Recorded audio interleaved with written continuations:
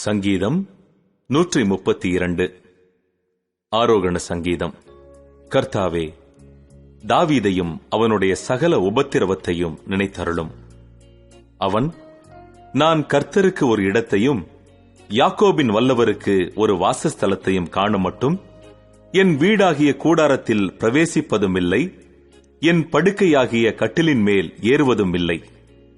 என் கண்களுக்கு நித்திரையையும் என் இமைகளுக்கு உறக்கத்தையும் வரவிடுவதுமில்லை என்று கர்த்தருக்கு ஆணையிட்டு யாக்கோபின் வல்லவருக்கு பொருத்தனை பண்ணினான். இதோ, நாம் எப்பிராத்தாவிலே அதன் செய்தியை கேட்டு வனத்தின் வெளிகளில் அதை கண்டோம். அவருடைய வாசஸ்தலங்களுக்குள் பிரவேசித்து அவர் பாதப்படியில் பணிவோம். கர்த்தாவே, உமது வல்லமை விளங்கும் பெட்டியுடன் நீர் உமது தாபர ஸ்தலத்திற்குள் எழுந்தருளும்.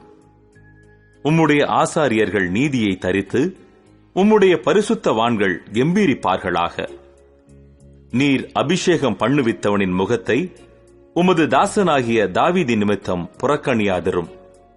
உன் கற்பத்தின் கனியை உன் சிங்காசனத்தின் மேல் வைப்பேன் என்றும், உன் குமாரர் என் உடன்படிக்கையையும் நான் போதிக்கும் என் சாட்சிகளையும் காத்து நடந்தால் அவர்கள் குமாரரும் என்றென்றைக்கும் உன் சிங்காசனத்தில் வீற்றிருப்பார்கள் என்றும் கர்த்தர் தாவீதுக்கு உண்மையாய் ஆணையிட்டார்.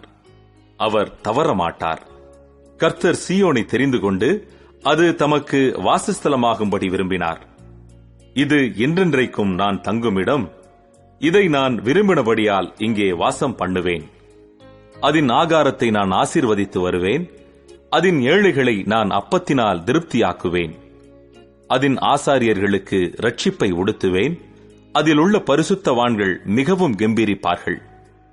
அங்கே தாவீதுக்காக ஒரு கொம்பை முளைக்க பண்ணுவேன். நான் அபிஷேகம் பண்ணுவித்தவனுக்காக ஒரு விளக்கை ஆயத்தம் பண்ணினேன். அவன் சத்துருக்களுக்கு வெட்கத்தை உடுத்துவேன். அவன் மீதிலோ அவன் கிரீடம் பூக்கும் என்றார்.